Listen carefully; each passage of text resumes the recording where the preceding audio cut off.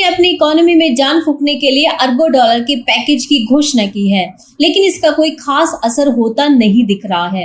30 साल से भी अधिक समय में यह पहला मौका है जब विदेशी निवेशक चीन से अपना पैसा निकाल रहे हैं। इस फाइनेंशियल ईयर की तीसरी तिमाही में विदेशी निवेशकों ने चीन से 8.1 अरब डॉलर निकाल लिए हैं। इस साल विदेशी निवेशक चीन से 12.8 अरब डॉलर निकाल चुके हैं, जो 1998 के बाद सबसे ज्यादा रकम है। यही हाल रहा तो चीन में 1990 के बाद पहली बार FDI का सालाना नेट आउटफ्लो देखने को मिल सकता है।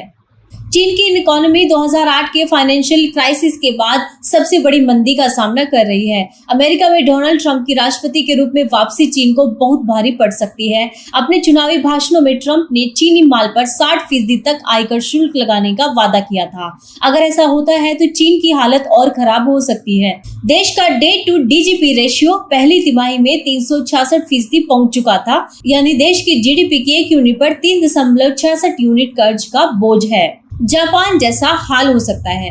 ट्रंप ने अपने पहले कार्यकाल में चीनी सामान पर 25% तक इंपोर्ट ड्यूटी लगाई थी। जानकारों का कहना है कि उनके दूसरे कार्यकाल में चीन के लिए परेशानी बढ़ सकती है।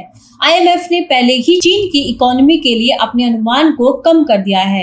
इस साल देश की इकोनॉमी के 4.8% की रफ्तार से बढ़ने का अनुमान है, जबकि सरकार ने 5% का लक्ष्य तय रखा है। अगले साल इसके 4.5 रहने का अनुमान है। जानकारों का कहना है कि चीन में भी उसी तरह का ठहराव आ सकता है जिसमें जापान कई देश से फंसा था। जापान में 1990 के दशक में स्टॉक और प्रॉपर्टी का बुलबुला फूटने से ठहराव आ गया था और वह अब तक इससे उबर नहीं पाया है।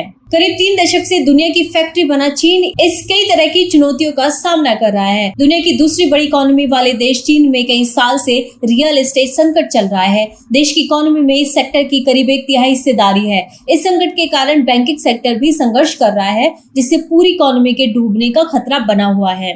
देश में बेरोजगारी चरम पर है और मंदी की आशंका से लोग पैसा खर्च करने से डर रहे हैं। माना जा रहा है कि जापान की तरह चीन की इकोनॉमी भी सुस्ती में फंस सकती है।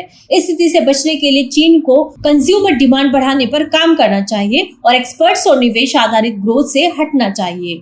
इससे चीन में सतत विकास को बढ़ावा मिलेगा और देश बाहरी झटकों से बच सकेगा।